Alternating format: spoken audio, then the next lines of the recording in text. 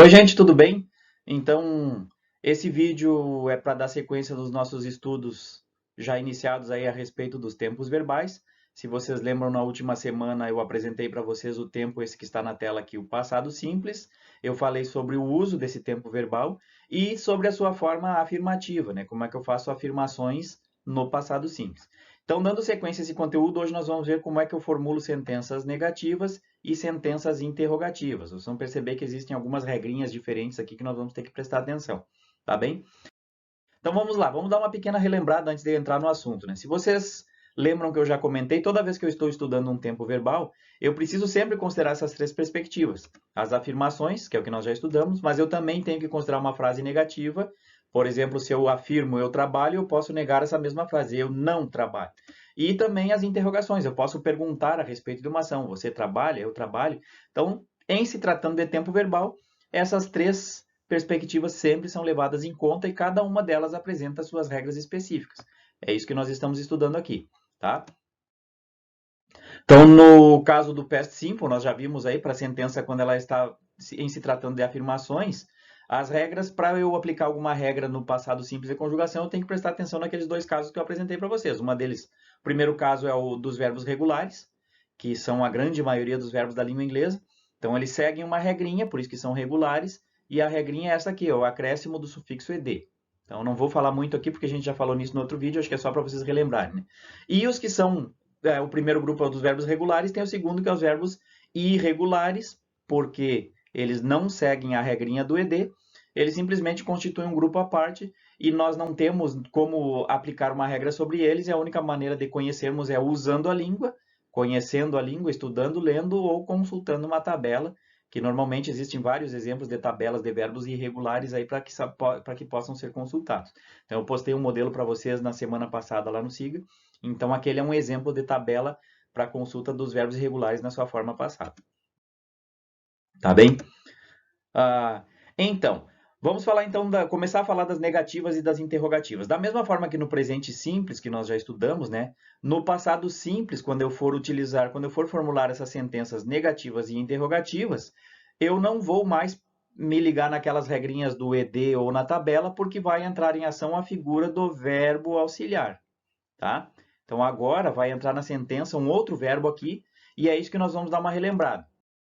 Eu acredito que nós estudamos isso lá no presente simples, mas vamos relembrar o que é mesmo esse verbo auxiliar, tá? Então, relembrando. O verbo auxiliar, como o próprio nome já está sugerindo, ele aparece numa sentença negativa ou interrogativa para ajudar na construção, né? Então, vai ajudar a construí-la. No caso aqui do past simple, assim como era no presente simples também, no caso do passado aqui, é esse verbo que chama para si a responsabilidade de indicar o tempo verbal. Ou seja, como eu disse antes, na afirmação eu recorri ao recurso do ed ou da tabela de verbos, agora na negação ou na pergunta eu não preciso mais daquilo, mas esse verbo auxiliar é que vai ter essa responsabilidade, né? Como é que isso vai acontecer então? Assim como no presente simples, para formular as frases do passado simples, o verbo escolhido é o do, mais uma vez. Então, só dando uma relembradinha lá, né, eu expliquei para vocês nas afirmações do presente simples. Eu trabalho, I work. Eu não trabalho, I do not work. Perguntar se você trabalha, do you work. Ele aparecia. Então, nós vamos continuar falando do do também no passado, mas eu tenho que prestar atenção. Eu não estou mais falando do presente simples, agora é passado. No que eu preciso prestar atenção, então? Se esse verbo auxiliar do tem a responsabilidade da conjugação, eu tenho que buscar, então, qual é a conjugação do do no passado. Como é que eu digo do no passado? Vocês vão perceber que o do, ele não se enquadra naquele primeiro caso dos verbos regulares. Ele não recebe o ed. Ele está no segundo caso. Ele aparece na tabela, ele é um verbo irregular, e se vocês consultarem a tabela, vocês vão perceber que o passado do verbo do é esse que eu estou marcando aqui, é o did. Tá? Então, ele é um verbo irregular, e a sua forma passada é essa, é did. Então, é isso que eu tenho que prestar atenção. Eu estou falando de passado? Sim. Eu preciso de um verbo auxiliar para fazer a negativa? Sim. Então, é esse verbo auxiliar que tem essa responsabilidade de conjugar o tempo no passado. Ou seja, o do é que é o responsável agora por essa formulação e o do no passado é o did. Segundo ponto a respeito dos verbos regulares. Assim como no presente simples, eu tenho que lembrar que ele é um recurso apenas de auxílio na estrutura. Então, eu não vou traduzir quando eu enxergar uma frase. Isso aqui na prática, para vocês, quando estiverem lendo o texto, se aparecer um did lá no meio, pode ser que essa palavra esteja ali apenas estruturando uma sentença negativa ou uma interrogativa e ele não precisa ser traduzido. Na hora de passar para o português, ele simplesmente indica que ao invés de falar, por exemplo, eu trabalho, é eu não trabalho, eu não trabalhei. Eu vou botar um exemplinho aqui daqui a pouco, acho que fica mais fácil você entender, tá? Vamos ver então como é que ele vai operar nessas sentenças negativas e interrogativas. Agora eu vou apresentar exemplos e com os exemplos acho que fica mais fácil de vocês entenderem, tá? Então, na sentença negativa primeiro, vamos falar das negativas. Para eu tratar de uma sentença negativa, também eu tenho que observar duas coisas, tá? Primeiro, o verbo auxiliar, esse did, acompanha o not. Para dizer eu não simplesmente vou dizer I not, vou dizer I did not, ele vai acompanhar o not, né? E segundo, como eu já falei antes, por conta da conjugação recair sobre o did, eu não preciso mais alterar o verbo principal. Ou seja, agora, se vocês entenderem a aplicação do did, vocês não têm mais aquela preocupação toda de verificar se o verbo é regular, se vai ed, nada disso acontece, tá? Ele vai ficar na sua forma base, porque o did já chamou a responsabilidade. Vamos dar um exemplinho aqui, ó. Uma sentença para vocês aqui, ó. Eu não trabalhei na noite passada. Como é que eu sei que esse work aqui é não trabalhei? Porque eu tenho aqui um verbo auxiliar no passado. Vocês percebam que eu não pronunciei ele em português, tá? A pronúncia em português é eu não trabalhei. Esse did não aparece. Mas eu sei que o verbo aqui, o work, né, significa trabalhei e não trabalhou, porque o did me diz que eu estou falando de passado. Parece meio confuso assim de falar, mas é isso que vocês têm que entender. Acho que eu já tinha comentado numa outra aula que sempre que o importante na língua inglesa, se vocês assimilarem a ideia do verbo auxiliar, vocês vão ter meio caminho andado aí para o estudo de tempos verbais.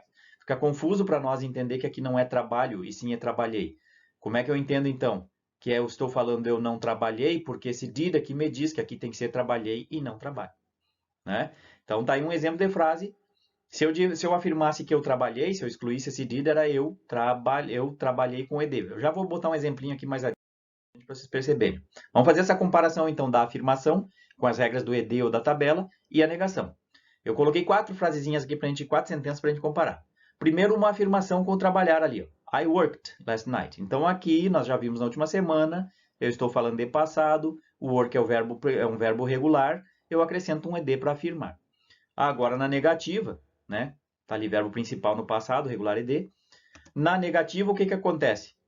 Como eu coloquei antes, é o verbo auxiliar que vem para o passado e, por consequência, o verbo work, ali, o trabalhar, não precisa mais do ed, porque aqui está o indicativo dele, tá? Outro exemplo com um verbo que não é do ed, ó. Bought. I bought mama a gift. Eu comprei para a mamãe, eu comprei um presente para a minha mãe. Tá? Então, eu tenho ali o bought, que é o verbo principal no passado. Se vocês vão ver esse bought na tabela lá, ele é o verbo buy, né? Comprar. E aqui, então, a correspondência da sentença afirmativa para a sentença negativa, né? Então, eu utilizei o verbo auxiliar no passado, junto com o não, e o verbo ali, o bought, vem para sua forma base, buy, tá? Então, acho que com esse slide aqui, com essa página, vocês conseguem ver bem a linguagem operando com os verbos auxiliares. Essas duas sentenças da parte de cima da tabela são afirmações, uma com o exemplo do regular utilizando o ed e outra com o exemplo do verbo irregular buscado da tabela. E agora, para fazer a negação, aparece a figura do verbo auxiliar aqui e, por consequência, eu não preciso mais nem da regra do ed e nem da tabela. O verbo fica puro e simples como ele aparece no dicionário na sua forma base. Tá bem? Que mais? Com relação à contração, se você lembra lá do do, que ele juntava com not e virava don't, com did vai acontecer a mesma coisa. Ele é uma palavra de estrutura, tá? Então ele não traz mensagem nenhuma. Então ele não é, ele pode aparecer contraído, ele é fraco na pronúncia que a gente fala, né? Então o que vai acontecer aqui? Vamos ver um exemplo. Aquela frase que eu coloquei para vocês, I did not work, ela pode vir assim, I didn't. Ó, didn't contraidinho aqui, ó. Isso aqui são duas palavras juntas. É o did mais o not. Até é mais comum vocês encontrarem escrito e falado nesta forma, porque, como eu falei, ele é uma palavra de estrutura. E por ser estruturante, ele não tem força na hora da fala, na hora da pronúncia. Eu vou pronunciar essa frase e ele fica fraco. I didn't work. O som maior fica com o work e ele fica fraquinho, só para indicar que é negativo. Tá? Então, é só uma característica aqui para vocês prestarem atenção com relação a essa situação aqui do auxiliar, que ele pode se juntar ao not, né, no negativo. Bom, vamos para as sentenças interrogativas, então. Da mesma maneira que no presente simples, aqui também ele vai aparecer. antes do sujeito, né? Então, lembrando, se vocês lembrarem do presente, eu perguntava do you work, do you study? Agora, em vez do do you, vai ser did you, tá? Ele aparece, então, na frente do sujeito, da mesma maneira que na sentença negativa, o verbo principal não vai alterar. Vamos ver os exemplos novamente. Eu coloquei duas perguntas aqui e eu já explico por quê. Dois exemplos, né? Aqui está a pergunta, ó. Did you work last night? Então, estruturando uma pergunta, ele vem verbo auxiliar no passado, né, para indicar que eu estou falando de passado, trabalhou. E aqui está o sujeito, né? Então, ao invés de vir junto com o não na negativa, ele vem numa posição anterior ao sujeito na sentença. E o verbo principal, que eu estou dando o exemplo de novo com work aqui, vem sem ed, vem na forma base. Então, continua a mesma lógica de eu utilizei um verbo auxiliar, é ele que tem a responsabilidade de indicar que isso aqui é passado, então eu não preciso indicar duas vezes colocando a regra do ed aqui. Eu botei um outro exemplo aqui com uma pergunta mais longa, por quê? Ó, what time did you wake up? A que horas você acordou?